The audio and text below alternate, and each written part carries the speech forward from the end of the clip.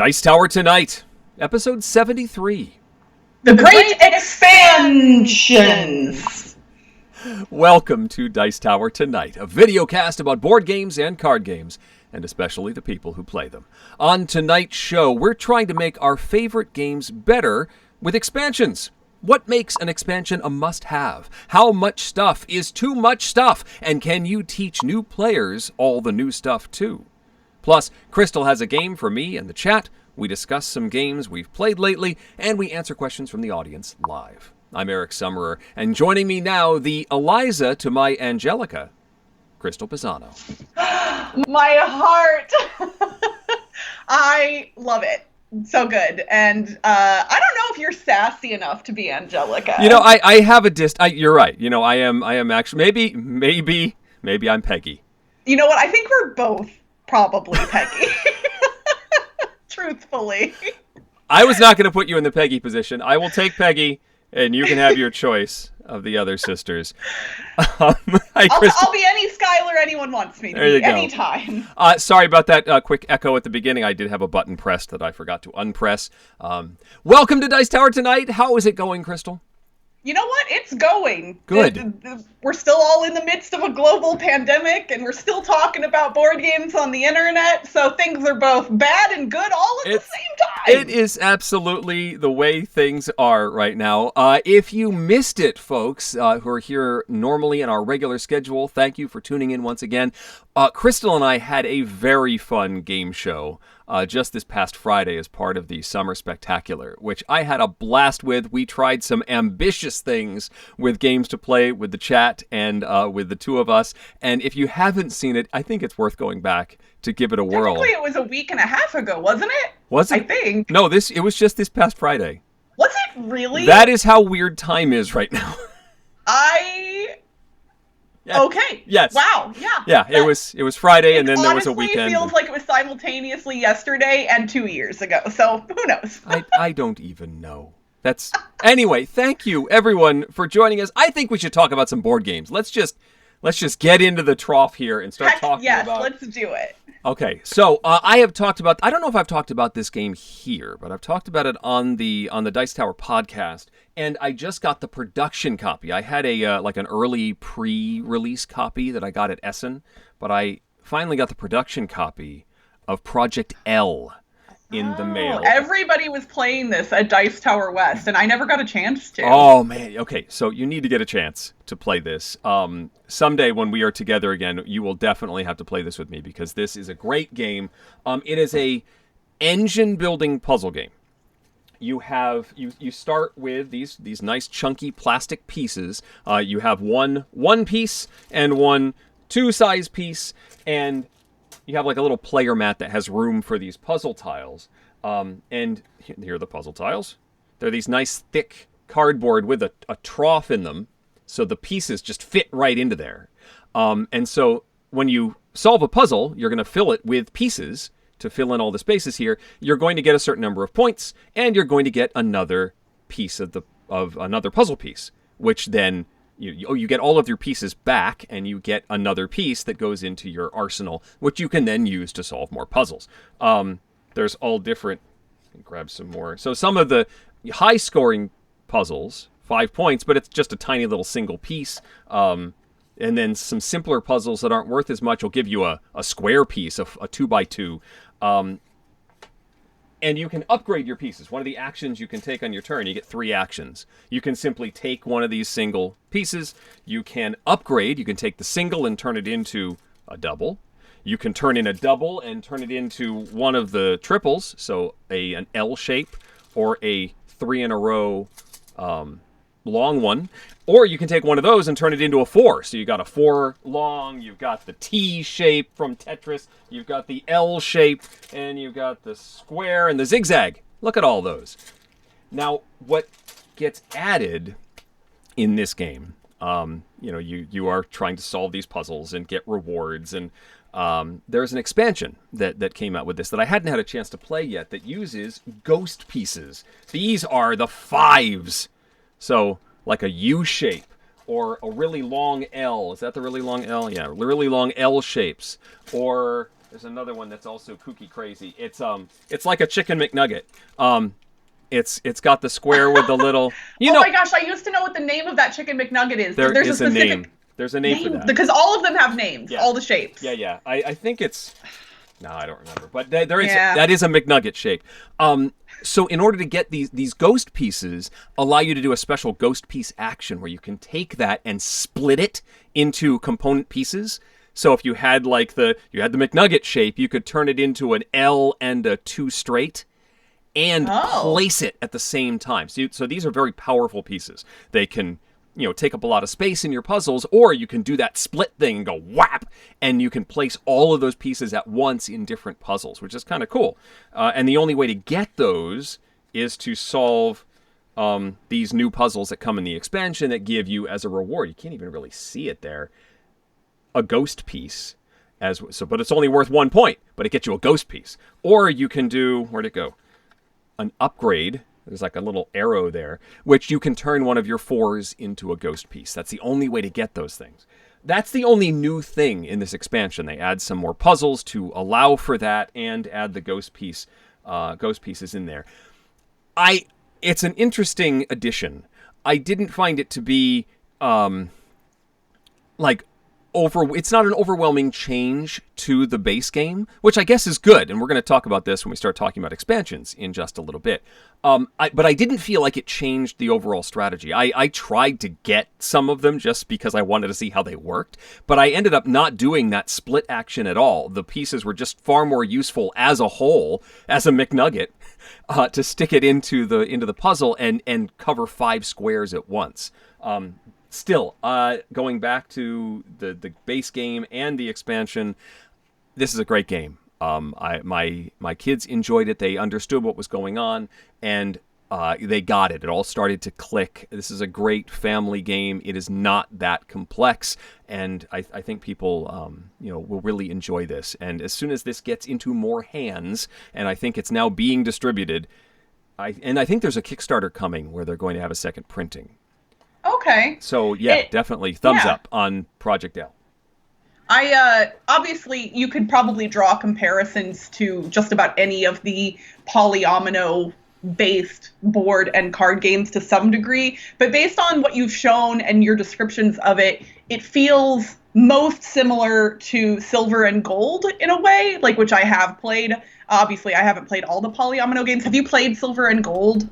I have it. I have not played it, but I've read the rules. I think you're right. You because in Silver and Gold you have a card which you are filling in, but it's less about. There's not as much engine building there. Yeah, that makes sense. This has that. There's this sense of building up your arsenal to be able to complete the puzzles, and there's also something that called the master action, where for one action, you can only do this once per turn. You can put one piece on each of the puzzles that are in front of you. Okay. So there's actually a benefit to building up a stock of puzzles and a bunch of pieces and then go boom, boom, boom, boom, boom. That's going to be satisfying, I'm sure. It is, especially if you can complete multiple puzzles at once by doing it. And so then the timing of how you do that and how you build up the ability to do that, because you can't do that right away. You only have 2 pieces to start the game. And my youngest did that. He got a bunch of puzzles and he's like, master action! And he was out of pieces and had completed no puzzles. And so he learned that lesson. So I like the engine building part of this too. Okay. No, and I honestly, I'm becoming aware of my strong like of lighter engine building games. Like engine building, I think, tended to skew heavier in the past, and there have been more engine building games coming out that aren't quite as heavy. Things like Fantastic Factories, where my problem for me personally in any game, not just an engine building game, is if I have too many things, abilities, characters to keep track of, I tend to forget about some of them and then play suboptimally as a result. Like there was a game of Blood Rage I played once where I bought a card in round 1, and then at the very end of the game, like we were nearing the end of like the third, I don't remember what they're called, ages or whatever. Yeah, something like that.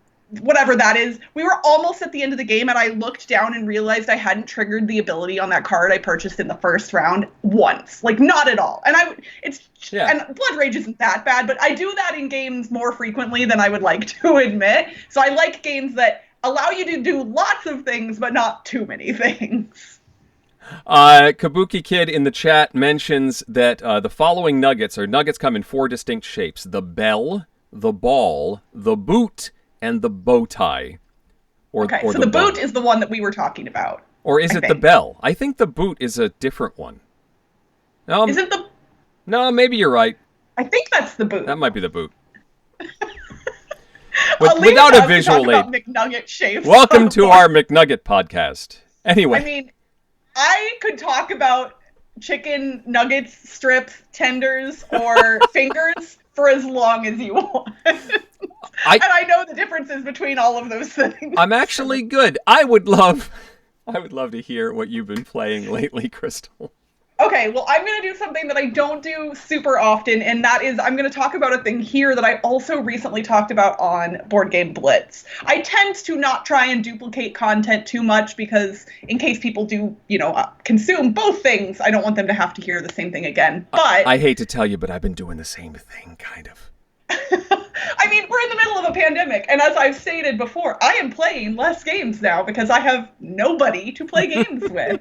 Admittedly, I am digging a little bit more into playing games online, and so I'm actually potentially planning on playing some new stuff in the very near future through some digital channels. But the thing that I did recently, as part of our virtual gaming con that the Dice Tower and Board Game Geek hosted, is some people who are big fans of the Dice Tower and people that I absolutely love, Liz Chapman, Chappie, and Pam Wagner. Cool. They reached out to me and said, "Hey, do you want to do an online escape room with us?" And I said, "Yes, absolutely I do." So we participated in an online escape room from Conundrum Escape Rooms. They are based in Colorado. They are a physical business that has escape rooms, and they are currently running 2 escape rooms virtually. So this is not a digital experience like a point-and-click computer game. Yeah. What they do is they have a host that is one of their employees who is dressed in character and acting as your compatriot with a video camera going through an actual escape room. I was curious as to how this would go, and I do not know if my expectations were set kind of low just to kind of give myself a good baseline, but truly this was one of the best escape room experiences I've ever had, and that includes all the physical ones I've done, all the board game ones I've done. It had advantages that I hadn't foreseen. So the way this worked, he's carrying the camera around, and he was not necessarily guiding us. This is not a spoiler for this escape room if someone else decides to do it, but it's called Virtual Hollywood Mystery. It's through Conundrum Escape Rooms, and our Levi was our guide, and he is an inept detective who's been taken off of a different case because he screwed everything up, so he doesn't know what to do. Okay. But he's wearing the trench coat and the hat and everything, and he would just take us through the room. He would pan around, show us kind of the whole landscape, and then just like you would do in a real physical escape room, we would say, okay, we want to go look at the desk, and we would go look at the desk. Yeah. And then we just did all of the things you would normally do in an escape room, except Levi was our proxy doing those things for us. Yeah. And he was able to, give us clues in a more mild way than they normally do in an escape room, because he could just shift the camera. Yeah. Just a little. Yep. And not tell us anything if we... Now, obviously, he could provide more hints if we wanted, but also, the thing that I'm bad at in a physical escape room is I tend to dwell on things that are pointless for far too long. And in this instance, we'd say, okay, try and open that drawer. And he would go, oh, man, it's locked, we can't get in. So we would immediately be able to go, okay, we need a key or something else to open it, and we could move on. Yeah. Instead of being like, oh, am I just doing this thing wrong and trying? Yeah. Yeah. Like, those moments of doubt were kind of erased in a good way.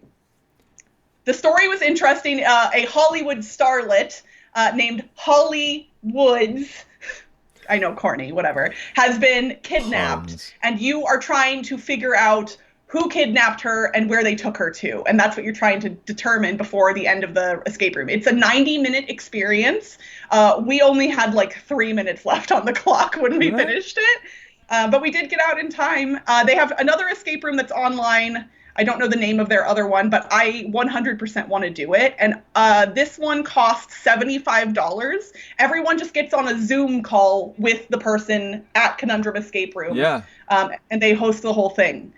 For $75, if everybody splits that amongst your group, I say it's 100% worth it. And I absolutely loved it.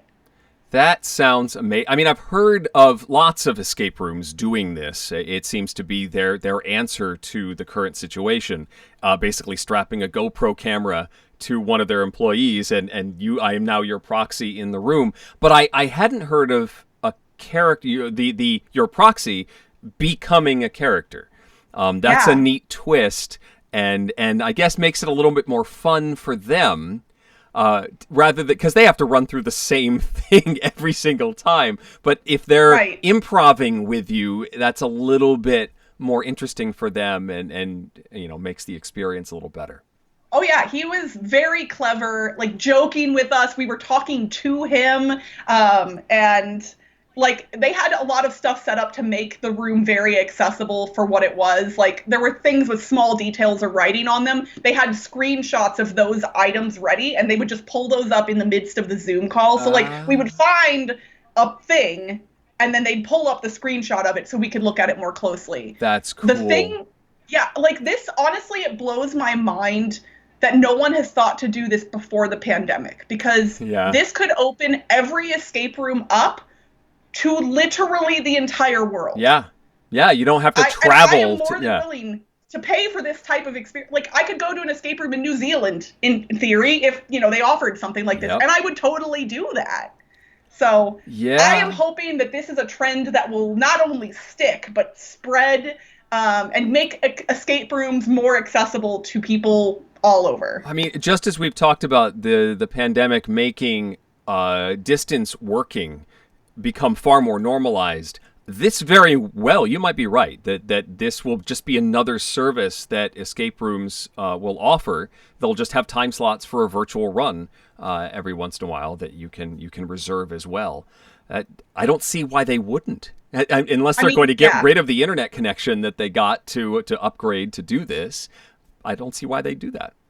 Yeah, there's obviously, like, I've been in physical escape rooms where the physical act of manipulating a thing is what made some puzzles interesting. And so for rooms like that, I could see there being, like, even if you saw what was happening and you were telling them what to do, like, the not being able to manipulate it yourself could be, you could lose a little bit there for sure. But I would still rather do the coolest escape room with manipulatable pieces from afar than never do it at all. Very true.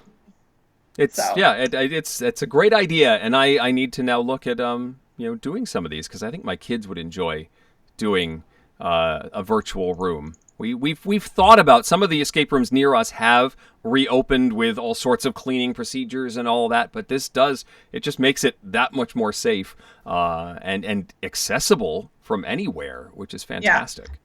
And I just dropped the link for Conundrum Escape Rooms into the chat in case anybody is curious. I just loved it. Really, just truly. Very, very cool. I like it. Yeah. All right. So I hear you have a challenge for us, Crystal. I do. So our game today is themed around the same theme as our discussion later, and that is expansions. Ooh. So I'm going to test your and the chat's knowledge of board game expansions. Okay. And I will say, technically, some of this information could be easily found on Board Game Geek, but I know our chat, and I know our chat's not going to cheat just to try and beat you, Eric. So. Of course not. Why would they do would something never do like such that? a thing, No. right? No, never. Especially when we don't have any prizes. It's just for glory. Yes. It's just honor. So I'm going to start sharing my screen Right. so that way you all can actually see what's going on. I took a cue from you, Eric, and I made a PowerPoint. Okay. Which I have done at least once in the past. But it's been a while. Yes. So, all right. So can everybody see it? Is it good? I am up. Yep, it's up and running. Awesome.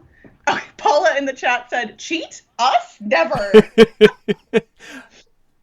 All right, so how expansive is your board game expansion knowledge? We're going to find out right now. I have a total of 7 questions. Okay. They're all, some of them are themed a little bit differently than others. And most of them I have straw polls for the chat, but the first and I think fourth questions do not have a straw poll. So chat is just going to put their answers in the chat. Okay. And I'll give kudos to whoever gets those right. But our first question, Eric, is based on, this is the easiest one, I think, but I want to know what board game expansion displays these people on its cover.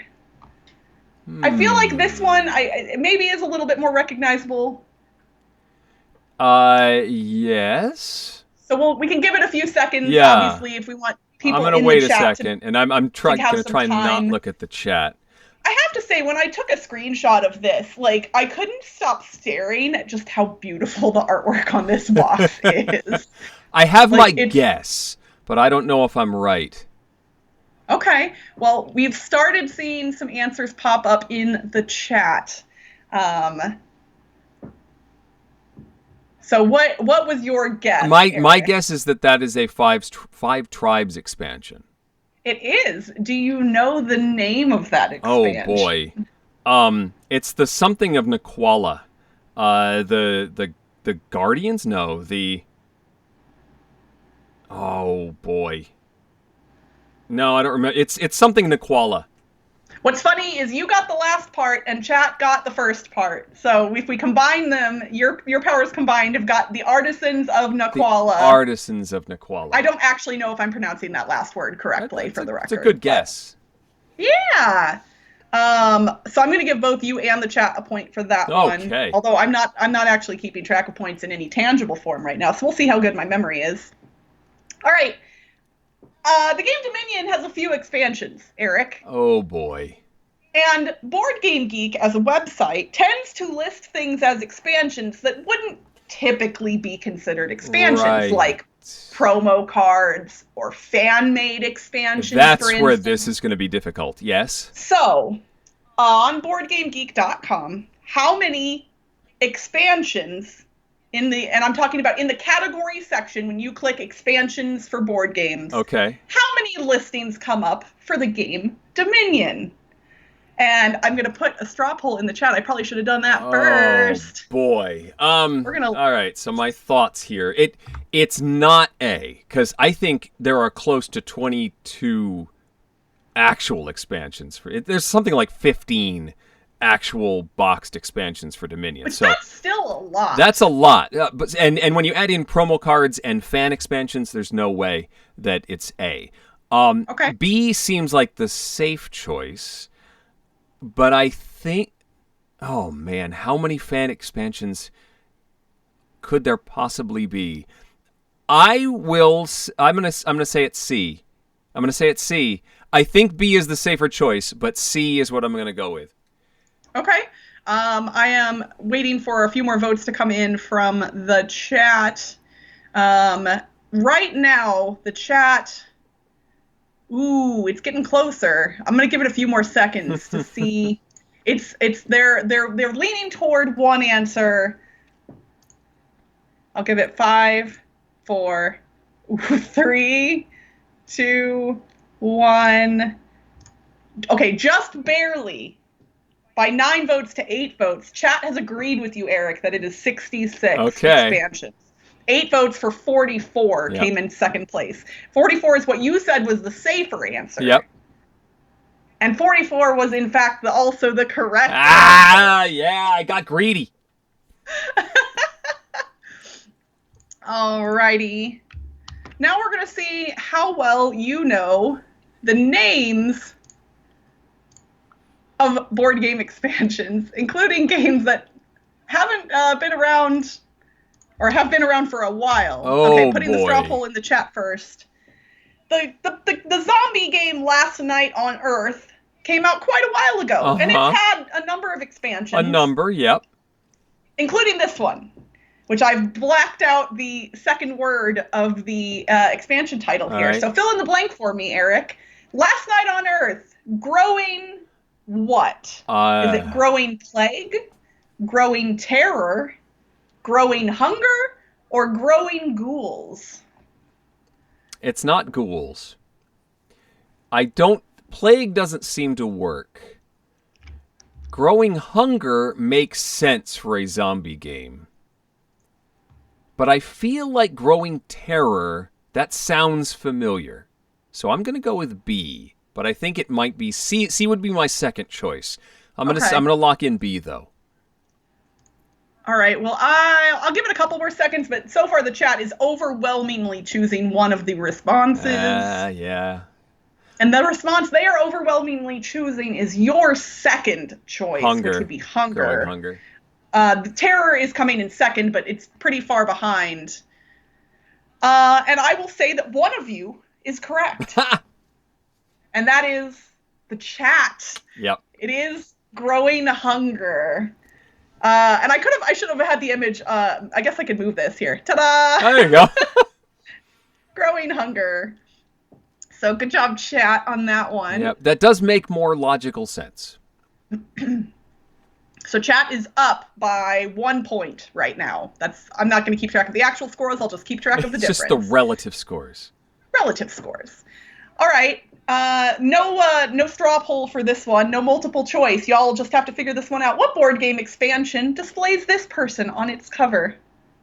He's a very dapper-looking fellow, isn't he? He is very dapper. Okay, art style. I mean, this actually looks like the Ticket to Ride art style. But I don't remember a Ticket to Ride character looking like that. It doesn't... I mean, His blue eyes are very striking. They are. Is that a clue, or are you trying to throw me off? No, I was honestly just making commentary for the sake of making commentary. I so want in the to chat say... so far, Coralu has said Sherlock Holmes, but which game? Yeah. And that it's an interesting thing to point out potentially. I mean, I want to say Mr. Jack, but I'm not sure that's the right art style for Mr. Jack. Okay. I'm going to see if anyone in the chat, I will say as of right now, no one in the chat has correctly guessed the game. So chat has an opportunity here to take an even larger lead. Oh, no. But so far, we've got, so the guesses I've seen so far are things like a timeline game, Watson and Holmes, Blood Rage, which made me laugh, a Victorian expansion for Unmatched. No, it's the wrong art style. Cobble and Fog is the name of that. That's not. So, and we just now, somebody in the chat named it, but I'm actually going to give the point to you, Eric. I'm going to cheat a little bit because technically you gave me the correct answer. I said Ticket to Ride. It's the UK you map, sure isn't did. it? It is Ticket to Ride, UK and Pennsylvania. But Our Family Plays Games and Stick H were the first two in the chat to nail in on that. But specifically, Our Family Plays Games nailed the UK map expansion for Ticket to Ride. Yeah, I feel like if you're going to give me the point, you should give them the point too. Okay, we'll give you both a point and keep chat up by 1. I'm very impressed that you immediately pegged the Ticket to Ride art style. That's really impressive. I think I don't own that expansion map, so that may be, that's what it is. I got the art style, but I haven't really gazed into those striking blue eyes myself. Okay. Well, I am now putting the next poll in the chat for the next question. Eric, how many board game expansions listed on Board Game Geek have the word big in their title? I put a couple examples here. These are not, I'm just wanted to put something visual on here. These have nothing to do specifically with anything other than they just have big in their titles. So how many expansions have big in the title? Is it 65, 119, 202, or 446? Wow. I know, it's a thing, right? I mean, those are very big numbers. My gut says it's A. I mean, there are a lot. I think there are probably about 65. I don't think there are more than 100, though. Unless That would I'm technically missing. eliminate three of the It responses would. then. It would. And that's why I'm second guessing myself. Or You've been doing that the whole game, and it's really uh, amusing. or this is all you being tricky, and like there's one reasonable answer on there, and then you just decided to go crazy with the numbers and just climb to the sky. And so I'm gonna lock in A. I Locking don't in A. think there are more than 100 big expansions, unless I'm missing Okay. a franchise or a genre that big is in the title all the time. Okay. Well, I will say that there is a leader for the chat, and they specifically are voting for 202 Whoa. as the correct answer here, followed by 446, followed by 119, and then in last place for the chat is 65. So clearly they do not trust you, They Eric. trust me not. They do not. And you know what? They should have trusted you, Eric, because you I 100% figured you out. you did.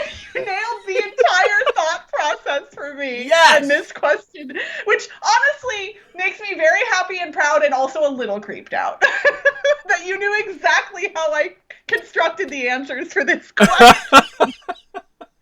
I love it so much.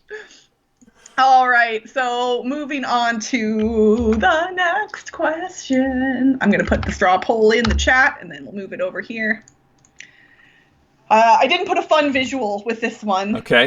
Which board game's expansion has the highest geek rating on Board Game Geek? So what I'm saying here is I'm naming the base games. Which one of them has an expansion that is listed as rated as the highest of all the expansions on Board Game Geek? Does that make sense? Yeah. Okay. Okay. Um. And we've got some heavy hitters here, I have to say. Yep. Your options are Pandemic, Dominion, Scythe, and Terraforming Mars. So I have a process question for you. Okay. Is Dominion Intrigue an expansion? I believe so. My answer is B. Okay. I guess I could technically confirm that for you while the chat is checking, just to be sure. I think Dominion Intrigue is going to win. Pandemic on the Brink is also very, very highly rated. The Terraforming Mars expansions, I don't know. Terraforming Mars will be up there. I don't think Scythe is the answer. Okay, I'm doing an advanced search on Board Game Geek to look at. Okay, I have gotten a clear answer in regard to your question. Okay.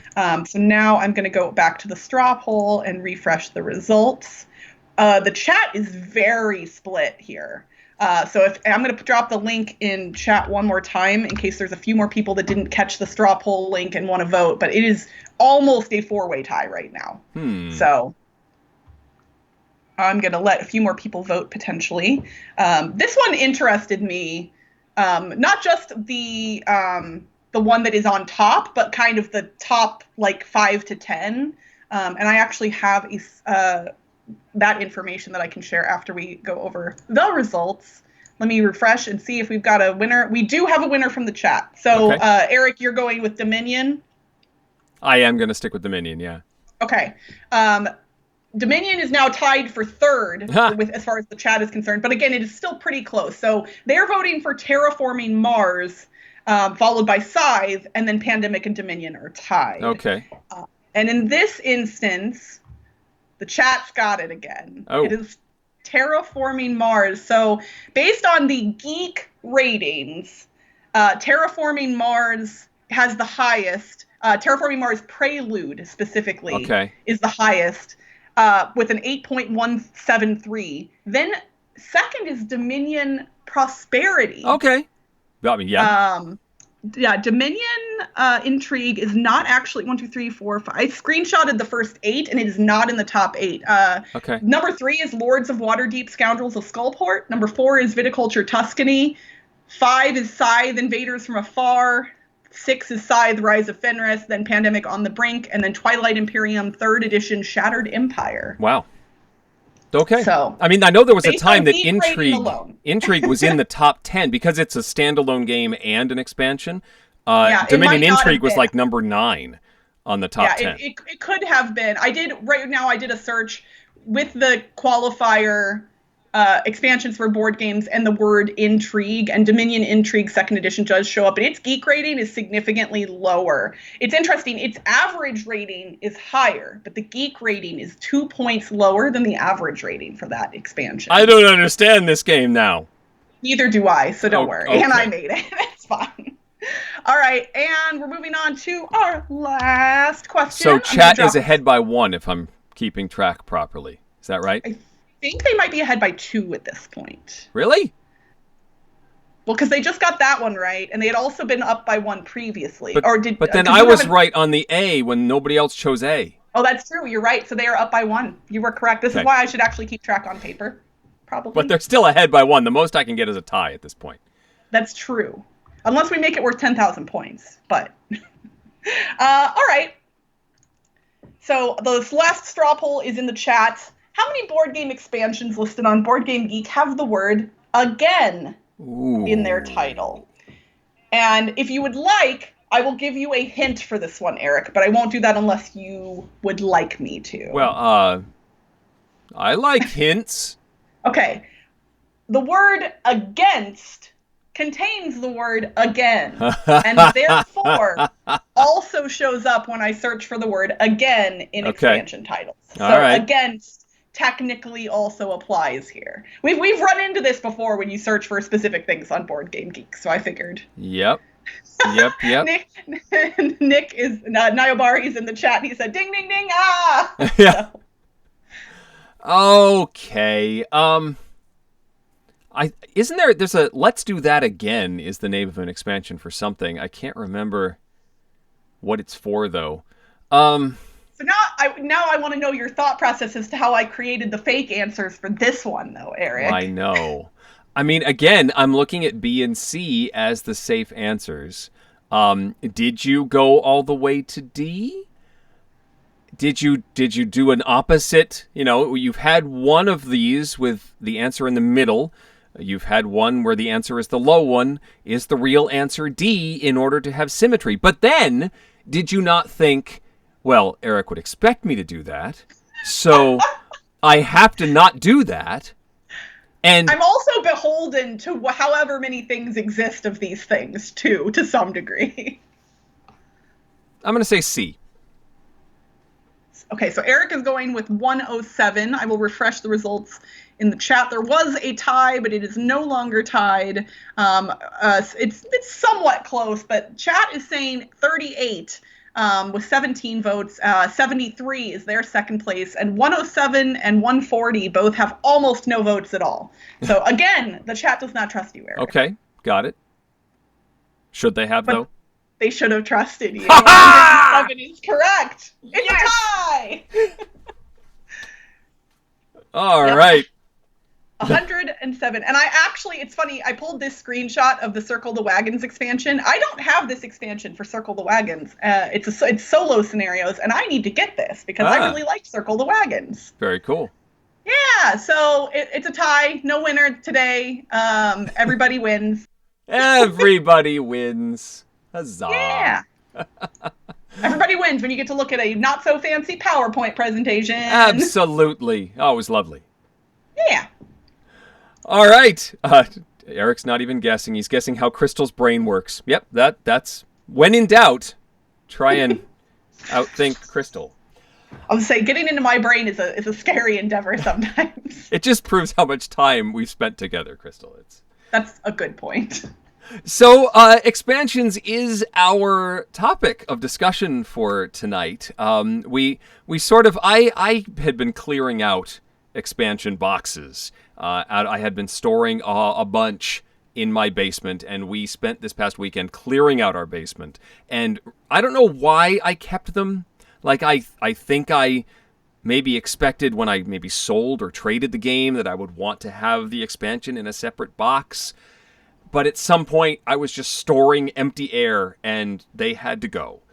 So it has me thinking of expansions, but we're not going to talk about the boxes so much. We want to talk about what makes a good expansion. And the first thing I wanted to touch on is, when do you buy an expansion for one of your games? Do you wait to, play through the base game, until you've sufficiently explored it? Or do you, as soon as you can, buy that expansion and throw it in? No waiting for you. What's your Well, and approach? this is made even more interesting by the fact that a lot of games that are coming through Kickstarter sometimes automatically include expansions. So then you kind of aren't given, usually you have the option to buy just the base game, but Right. I assume if you're excited about a game that's on Kickstarter, you're excited about everything that's being created for it. And if it's only, $7 more to get the expansion right now, well, I might as well do that because it'll be harder to get later. Right. For me personally, I have a love-hate relationship with expansions because some expansions do exactly what I want them to do, and some expansions kind of ruin games that I love. Okay. I need examples. Okay, well, so some expansions, I guess I should go over what I think expansions do in games Sure. in general. Yeah. So some expansions just add more of what already exists in the base game. So something like the Wingspan expansion, for the most part, is just more cards, more birds, more abilities, more everything. There's a couple new rules that get added in, but for the most part, it's just more of what you already like. Some games improve upon things from the base game by tweaking rules or making additions that change the way the gameplay works. Things like the Champions of Midgard Valhalla expansion, where before, when your dice died in combat, they were just gone. And then with the expansion, now when your dice die, you get something for them and can spend it later, and sending your guys into battle actually has more value as a result of something like that. And I think expansions with modules specifically add in more varied ways to play a game. Okay. So Yeah. they can potentially change the way the gameplay works every time you play it. Like, you can do different things. Battlestar Galactica is a really good example of this. Lots of modules, and you can add in different ones each time. With a game like Battlestar Galactica, it does both love and hate things for me in that way, because I am very grateful and appreciative of the new things that I can add into the game. But because there are so many modules, Yeah. I don't get it to the table as often because it's cumbersome to pick and choose and then teach those things to other people in a cohesive way. So Yep. it's hard because like Battlestar Galactica is my favorite game of all time, and I don't play it that often because I hate teaching it, because I definitely want to add in some of those modules every single time, and if I'm playing with new players, that can be tough. Yes, in fact, this is one of the things I wrote down, and in fact, two of the things that I wrote down. I said variation versus complexity. The concept of if a certain mechanism has already been introduced, player powers, for example, and the expansion has more player powers, that's very simple. All you're doing is adding it to the thing that is already there. If the game already has, I already said character powers, but it's a deck of cards, and there are lots of buildings in this game, and you're just adding another 60 buildings, and it all still works the same way, but now it's the interaction that has changed, and it's more variety. That, again, is very simple. That's more variation. But adding a whole system onto the side of the game can sometimes backfire. So the difference between adding new characters for Pandemic or adding the In the Lab expansion, which changes the way that the cures are designed. You have to go through this whole lab thing with the petri dishes, and while I find that interesting, that is no longer the same game that base Pandemic is, or even base Pandemic with the new characters from On the Brink. Yeah. And that is where you can run into the problem with teaching it to new players. Because just adding in more cards or new characters, you're not really adding that much new stuff for new players. The mechanisms are still the same. The game is still the same thing. It just has more variety. Whereas trying to explain in the lab to new pandemic players is probably not the way to go. Yeah. And that's where I've run into problems when I have an expansion and want to get it played, except there's the new player at the table. And then I have to do that decision. Well, okay, really, we should be playing a base game round first. But this is the one play we're getting of this tonight. So do I throw the expansion in and just throw that person to the wolves?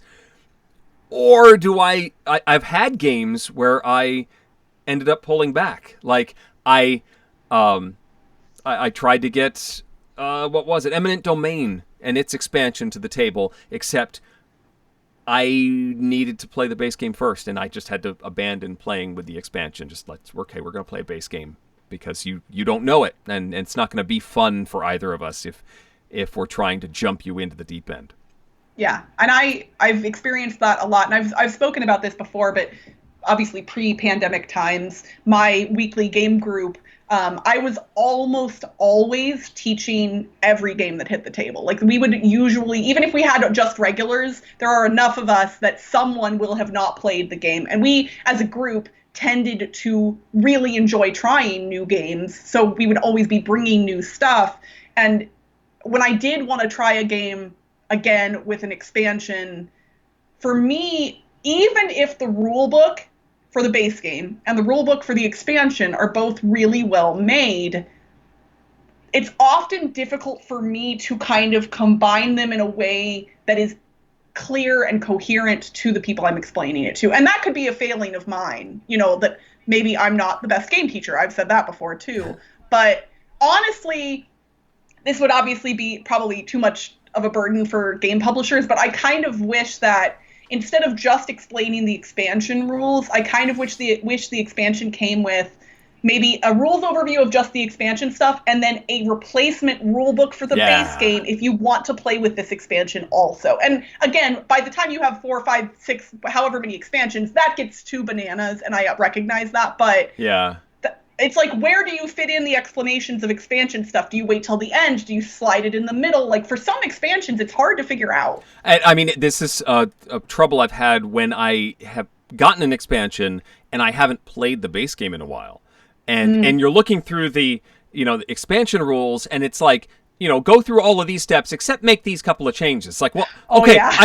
I don't remember all of the steps. Give me all the steps, please. And that's the sort of thing you don't see until the game gets some sort of collector's edition or a big box edition. I'm thinking of Alien Frontiers had one of its editions had a rule book. Its big box expansion had a combined rule book where all of the elements and modules were all integrated into the rule book. And it's like, oh, yeah, that's what you want. That's what you're saying you want. But until it's like a final edition, that doesn't really work, because you'd get this combined rule book and then that would then be outdated. I guess online rule books sort of get around this. A lot of the living card games or, oh golly, I'm thinking of like the Pathfinder Adventure card game. Every time a new set comes out, they update the rules for everything to integrate all of the new keywords and mechanisms into the basic rules. And that works too. Yeah, like, how neat would it be if, and again, I'm not saying publishers should actively be doing this. It is time and money to do these types of things. But how cool would it be if you could, on your tablet, go to the publisher's website, click on the game that you're playing, and then it would have a list of the base game and all of its expansions. You could check boxes to say which ones you're playing with, and then it would populate the rules you needed to do that. Like, wouldn't that be cool? That would be cool. Yeah, dynamic. And again, I recognize that that's a lot to do. It is, but it's the kind of thing that they could keep maintaining. They're not necessarily printing it. They can fix it. Interesting. Yeah, and obviously, I also recognize that not everyone has access to, technology and internet all the time. And so something like that is not necessarily as accessible as a printed rule book for certain people as well. But I think it would be something that is neat to have. Yeah. Are there any parts of expansions that you particularly like, that kind of you don't like, Eric? So there were some Race for the Galaxy expansions. Tom Lehman, I love Tom Lehman, and I love his stuff. Yeah, you and I have played Jump Drive and the Race for the Galaxy board game, New which is Frontiers. yeah, New Frontiers. We played both of those together. We have, and I mean, he has fantastic base games, and sometimes he adds. I mean, we're talking about this complexity versus variation. He often adds new mechanisms into his expansions, and I feel like some of the Race for the Galaxy stuff just got a little too into the weeds. There's the one where you're exploring an alien relic, and it slows the game down significantly to be moving your characters around this relic and waiting for everyone to take their turn. Whereas race is normally here, I do this, all right, I do this and this, next turn. And then I chose this, you chose this, I play these three, next turn. And it loses that entirely when you're exploring this alien relic. It becomes a different game. So stuff like that, I'm not a huge fan of. There are some, the Reef Encounter, Reef Encounters. Is there an S on Reef Encounters? I don't know. That adds. It's called Reef Encounters of the Second Kind. I think it's Reef Encounter, and then Reef Encounters of the Second Kind is the expansion. But it that is a wonderful name that I've never heard, and that's great. It added. It sort of messed up the strategy for me. With the expansion, there were ways I had sort of learned how to cordon off. This is a game about eating coral and growing coral gardens and protecting it. And I had sort of learned how to protect my coral in certain ways. And then the expansion added new ways of movement where people could attack the coral that I thought I had, protected. And it sort of soured me. I'm like, no, this was safe. Now you've got these cards that let you do these things that I didn't think you could do, and I don't like that. So adding new abilities just made me angry in that game. Yeah, you know what's funny?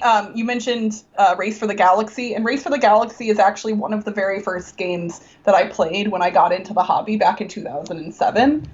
So I've always been one of those ardent, the iconography is not too bad people because I played it when I was new to hobby games. Sure. But even though I've technically been playing Race for the Galaxy since, for 13 years now, I've never played it with any of the expansions. I mean... Which is not...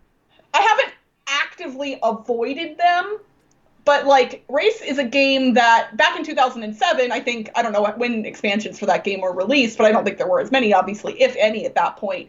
And so then... over the years, I think it's gotten played generally less by game groups just because, new stuff, whatever. Yeah. It's not that people don't like it, but it just gets played less. So every time it comes out, it's kind of infrequent. And I always just want to go back to the thing that I already know and love. And so I've just I've never played with the expansions. But honestly, I have the app on my phone, so I feel like I should probably try out some of the expansions there. Sure. I mean, certainly for the first expansion, that's, like I said, more variation. It adds more cards. It does have some mechanisms, some bonuses and stuff. But it is a much easier expansion to just throw in there. The problem when you add too many of the expansions is that it dilutes. That you find these synergies of cards in Race for the Galaxy. And at some point, you have so many cards, it's harder to find the ones you're looking for.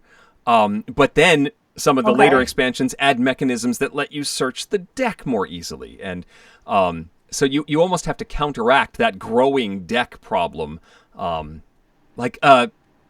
Ascension expansions. If you played with all of them, you have a deck that's like this tall. And in fact, they officially tell you not to do it that way. Oh, wow. Okay. So that you can get those synergies of the cards that work well together. Otherwise, it's diluted a little too much. That can be a little bit of a problem when you have too many. But everyone wants to play with everything. You have these What's expansions. Interesting is dilution is a thing that can happen in games, not just in a deck of cards, but kind of in what options are available to you. And the reason I bring that up is because there's a game that I really, really love, and that's Role Player. And I think I'm in the minority here. I think a lot of people really enjoy the first expansion to Role Player, the Monsters and Minions expansion. I don't dislike it.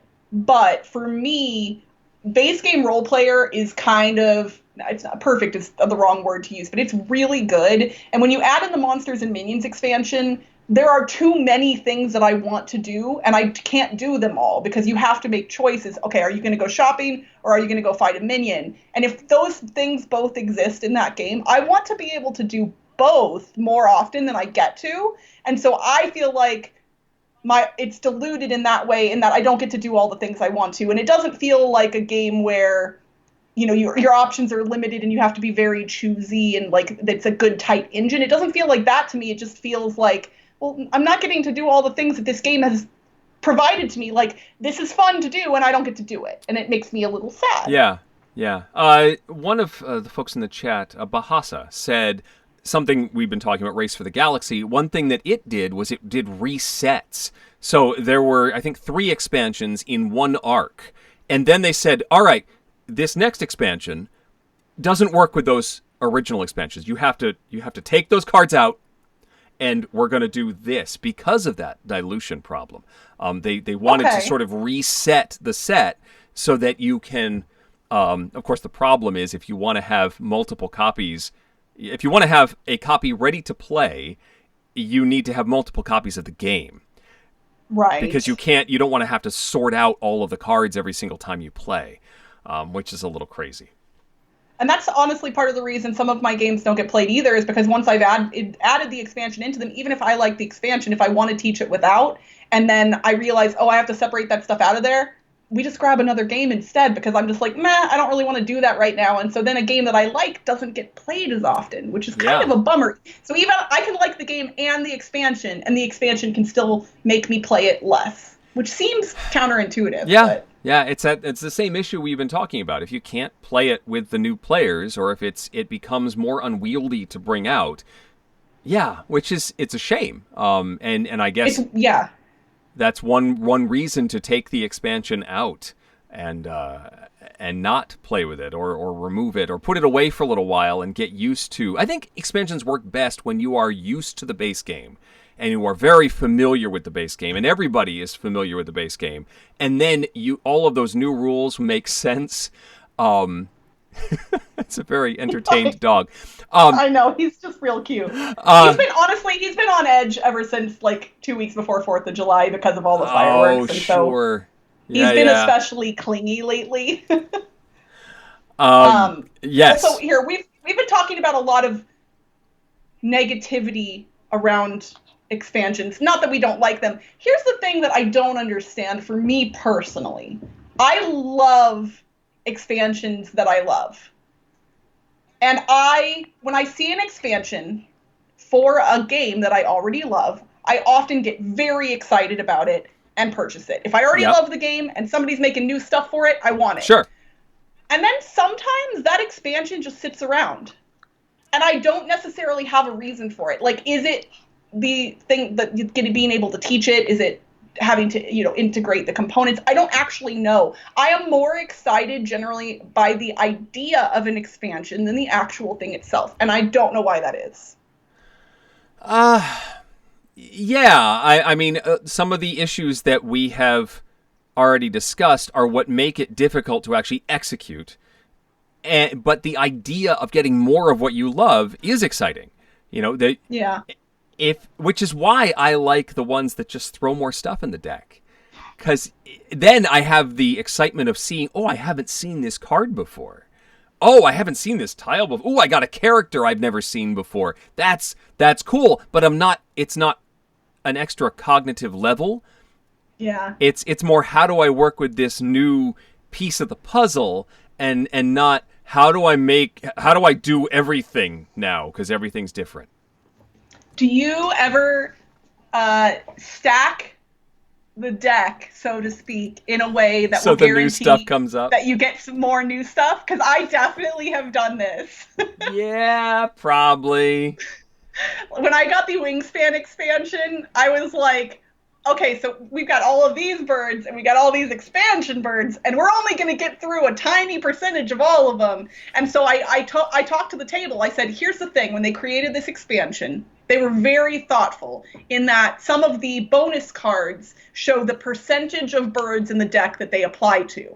And when they added the new birds in the expansion, made sure that those percentages stayed consistent. So when you put all the cards together, those numbers were not different, which I think is really cool of Yeah. them. Okay.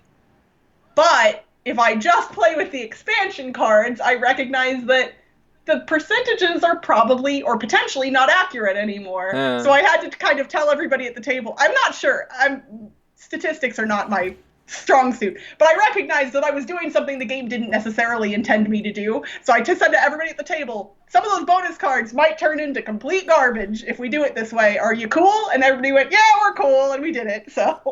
So I know, Crystal, you had a list of some of your favorites and not so favorite expansions, and before we leave the topic, I want to make sure we get through that list. Yes, so I definitely have more favorites than not favorites. The not favorites include that Role Player Monsters and Minions expansion. And then my other one that I have on the don't like list is one that broke my heart. And that's Betrayal at House on the Hill, Widow's Walk. I love Betrayal, and I know it's broken, but I thought after so many years had passed, when an expansion for that game came out, it would not be as broken or more broken than the base game. And it was. I literally played it, I played 2 scenarios, and I haven't touched it since. And it just broke my heart. I wanted it to be better. For expansions I really love, Stockpile Continuing Corruption is a great one that I will never play without. Specifically, the forecast dice that come in that expansion. Stockpile as a game by itself, base game is great. Yeah. But holy moly, the forecast dice take it to a whole other level. I have not played that one. I should try it. Oh gosh, I love it. Champions of Midgard, the Valhalla, and Dark Mountains expansions are great. The Play Dirty expansion for Steam Park, all of the expansions for Runebound, just because I like Runebound, and that does a good job of just throwing, here's a new character, here's a new boss, here's some new cards, here's a way to play it cooperatively, which is the thing you've been wanting to do all along anyway. All of those are great. And then an underrated and not talked about game anymore. I haven't heard anybody mention this game in forever. Revolution, which is a Steve Jackson title. Nobody talks about that anymore. No. And there's a couple of different expansions, and you don't need all of them, but 2 of them do a similar thing in that they expand the player board to give you more options on what you can put your 3 different types of tokens on. Yep. Revolution is a surprisingly mean game, and people tend to be surprised that I like it so much. I don't know why that is. And I don't even play with the rule that Sam Healy always talked about, the way to play it nicely where you get your tokens back if you don't win a thing. I don't play it like that. I play that people lose their tokens. So I play it the mean way. And the Anarchy expansion specifically is the one I have, and I will not play without that expansion at all. One question that came up in the chat, do you get angry when an expansion does not fit in the base box? Ooh, yes. That is super frustrating. And it's funny because we as gamers complain when there is empty space in the base game box when it comes. Sure. But then we also complain if later the expansion doesn't fit in said box. Those 2 things cannot coexist. No, you can't. Unless the expansion box is larger than the base game box, which, while that would make sense, is not, I think, financially something that they can do. It just doesn't. No, and doesn't work. Yeah. Well, and then if somebody were to look at that game on a shelf or the expansion on a shelf, it might appear to be a full game and kind of be a little more confusing to consumers as well. Yeah. I am definitely annoyed. Well, I'm very annoyed when a game has its, it fits perfectly in the box, maybe has a nice insert, a nice molded insert, but the first expansion comes out almost immediately. They knew that expansion was coming, and they have to know that it's no longer going to fit in. I'm looking at Wildlands. Wildlands has all these cool little factions, and it has these lovely molded inserts where all the factions fit in, but then immediately they released new maps and new character factions that no longer have molded slots to go in them, and they have new decks of cards, and they have all these... I'm throwing all those inserts away because I can no longer use them with the new stuff, and that I find frustrating. If you're going to have an expansion that comes out immediately, give me an extra well. Give me a slot. I love it when there's, a game that has the space for the expansion right there. And they tell you, This is if you get this expansion. Okay. That's nice. And then it feels less like, because we tend to complain about games that just have empty space that doesn't appear to be usable. But Right. didn't the base game of My Little Scythe had spaces for figurines that did not come in the base game, and that there was the expansion for that just came out recently, and that was a long time after. I think the base game had spots for new characters originally. I could be mistaken. You might be right. I think there might be an extra slot or two. So like they went, if this game is successful, we're probably going to make an expansion, and that expansion would definitely include these types of components. We have room in the box, so let's just make a spot for it now. And then guess what? If the game flops, nobody will care that you put extra things in the box anyway, but it did great, and I really want to try the Pie in the Sky expansion. I love My Little Scythe, and I want to try the expansion a lot. I, too, really enjoy that game, and I should probably check that out. I did not know that had come out. Yeah. It looks like somebody mentioned Firewall Island and the fact that some of the expansions for that are like whole new playsets. And so, no, they aren't going to fit in the base box because it's like a whole pirate ship. And I mean, that can get frustrating because that's now it's a lot of stuff. Fireball Island is also a very unique physical presence as a board game. Sure. Yes, indeed. All right. Anything else? We're going long tonight, Crystal. I'm just talkative again, and that's really all. That's fine. I don't get to interact with people enough, Eric. We can hang around for a few more minutes. If you have any questions, chat, that you'd like to ask me or Crystal, we'd love to continue chatting with you for a little bit longer. Absolutely. It's been so great to see all of these friends. We get to see names that we see every couple of weeks, and some new folks that we may know from the convention circuit showing up tonight. It's been great to see new names flying by in the chat tonight, which is really, really cool. Absolutely. And definitely, if you all are enjoying the show, please drop your questions in the chat for us. We will answer those whenever they pop up. But if you are enjoying the show, make sure you click the little thumbs up button below the video because it helps with the YouTube algorithms. And this is something I haven't said before, but if you have a friend who enjoys silliness and you think that they might enjoy hanging out in the chat with you, tell them about the show. I don't care how many people watch this. Eric and I would do this if there were 5 people in the chat, because we're definitely we're not, this is just fun for us. But, sure. Tell your friends about it if you like the show and you want to have them come and play the quiz game with you or anything else. What's your favorite game in Tabletopia? Oh, I've barely touched Tabletopia, so I don't actually know off the top of my head. Yeah, Tabletopia is not the system I've been using. I've been mostly Tabletop Simulator right now, so I haven't really... I know I've dabbled a little bit, but I can't remember really what was out there for me to answer that question. Right. Yeah, no, Board Game Arena tends to be the one that I divert to the most, mostly because it's so easy to just hop on and jump into a thing with random people. And then Tabletop Simulator, I've been doing kind of secondary to that. Tabletopia, I want to say the only game I've played on Tabletopia, even somewhat recently, was Wingspan. And it's very pretty, but the game moved too slowly just in a digital space there. And so... maybe that's why I haven't been inclined to go back. Yeah. Coralu asks, what games would you want an expansion for that don't have one? Ooh, that's a really good question. I almost feel like I would have to look at my collection to know for sure. And of course, I have barely any games sitting in my office. It's just what I've left laying around. Yeah. I mean, I'd love more stuff for Project L that we just talked about. I'm looking forward to the next Quacks of Quedlinburg expansion. There's another Quacks of Quedlinburg? Yes, so Quacks of Quedlinburg won Best Expansion in the Dice Tower Awards, and in his acceptance video, Wolfgang Warsch announced that there is a new expansion coming.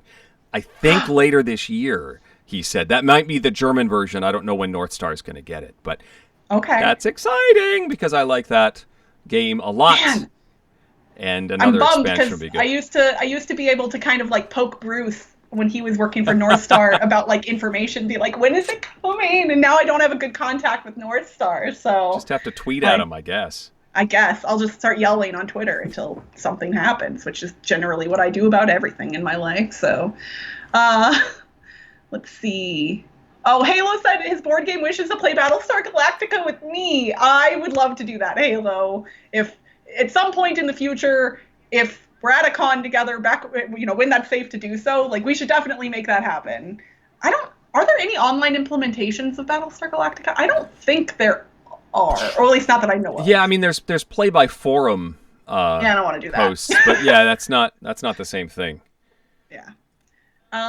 Nick asks, what do you like best about live YouTube shows? That's an interesting question. I mean, it's really the interaction with the chat and the ebb and flow of the chat, because often the conversations will go in a different direction. There will be some tangent. We'll mention something in passing, and somebody takes that and just runs with it, and Yeah. then it's like, oh, they're just talking amongst themselves. We keep talking, we keep the show going, but the chat is just they're off doing their own thing. They're having a Yeah. lovely time. But watching that ebb and flow is very entertaining. I would agree. And for me, I know I think I've spoken about this before, but a lot of people don't like making live videos because they aren't as comfortable on the fly or improving to some degree. I tend to be more comfortable in this kind of format than in a pre-recorded format. And I'm also somewhat of a lazy person and I don't like editing. And guess what? When we This finish this We're show, done. we're done with It's it. over. Yep. We don't have to edit It's anything. very And I don't have to true. make decisions about, okay, should I cut that out or no? Whatever I said is whatever I said, good, bad, or otherwise. And I like that. I don't know. Yeah, the element of danger is there's an allure to it, Yeah. I I guess. mean, we haven't screwed up too bad yet. Tom hasn't kicked us out of here, so. Yes. Let's see. Oh, and Mr. Dreadful asks, will you be trying the Scooby-Doo version of Betrayal? I personally will probably not, and I haven't played the D&D version of Betrayal either. I don't remember what it's called. Oh, Betrayal Um, at Baldur's Gate. yes, I haven't played that one either. I do still own regular Betrayal and the Widow's Walk expansion, and I played through all of Betrayal Legacy with some friends at the end of last year. But I think that's probably all of the Betrayal I need. Tabletop Simulator. One of They say Battlestar Galactica is on Tabletop Simulator if you wanted to play it that way. I I kind of want to make that happen. And I recognize that it will take a long time to play that game in an online format. But Yep. like in theory, if I could get people together and say, okay, we're spending all afternoon on this, it's happening. Get your snacks, get your drinks ready. Yep. Huh. I think I kind of want to do that now. All right. Last question: are you supporting any Kickstarters right now that you're excited to be following? That is a good question that you'd think I'd know the answer to. I've definitely been backing less Kickstarters lately. Yep. There's some that I've got I'm backing French Toast, which we talked Yes, about. yes. We played here on the show. Yes. I'm It only following. has 8 days left. Okay. I Um, backed. I think the last thing I backed is a game called Pulp Invasion. It's a bag building sci-fi Oh. game that uses pulp artwork for its base of art design. It sounded interesting and it was inexpensive, so I just sort of pulled the trigger on it and said, let's give this a whirl. I don't know the designer. I don't really know the publisher. It sounded interesting, and it's got, I think, a solo and a 2-player co-op mode. So that Okay. sounded like it might get to the table. And I'm also following the updates on the Marvel United Kickstarter. And I'm planning to present that to the children when it arrives. And hey, here's a fun game for us to play as a family. So that'll be fun. The only other one not the only other one. One of the other ones that's on Kickstarter currently that I haven't backed yet, but I am almost definitely going to, is the Role Player Adventures game. How did somebody describe it to me? Somebody described it as like kind of a combination of Legacy of Dragonholt and something else, and whatever the two things they named were, both of them, I was like, yeah, I'm into that. Okay. And then I watched the Brothers Murph play it on their Twitch channel here a week or two ago, and I was like, yeah, that looks right up my alley. So I'm probably going to be backing that one. So we've gone late because I don't want it to end, but I guess we need to hand over the control of the channel at some point. Or we could just stage a coup and take over forever. Can you imagine if Tom showed up for Board Game Breakfast tomorrow morning and we're still and you here? And I were... And, and he's like, all right, we need to talk. I mean, they do gaming marathons, but I feel like a Dice Tower Tonight marathon would probably get old after a couple of hours. It might. So we should take a break and recharge, but we'll be back in 2 weeks for more fun. Absolutely. So please join us then every other Wednesday, 6 p.m. Pacific, 9 p.m. Eastern. Yep.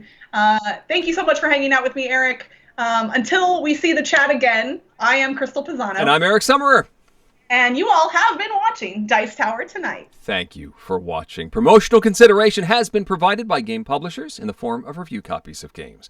Crystal and I will see you in 2 weeks for another installment. Our show is supported by viewers like you. Thanks. Dice Tower Tonight is produced by Crystal and me with assistance from Tom Vassell, Mike Delisio, Roy Kennedy, and Rob Searing. Our phone call from a 70-year-old provided by Boomerang.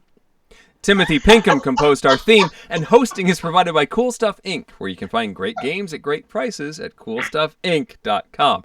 Give us your feedback on the Dice Tower Guild at Board Game Geek on Facebook or Twitter, or by emailing us at crystal@dicetower.com or eric@dicetower.com. And don't forget to visit the other shows in the Dice Tower Network. Find something new at dicetowernetwork.com. Until next time, from all of us at the Dice Tower, have fun gaming.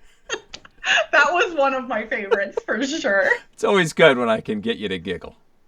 Good night, everybody. Bye, everyone.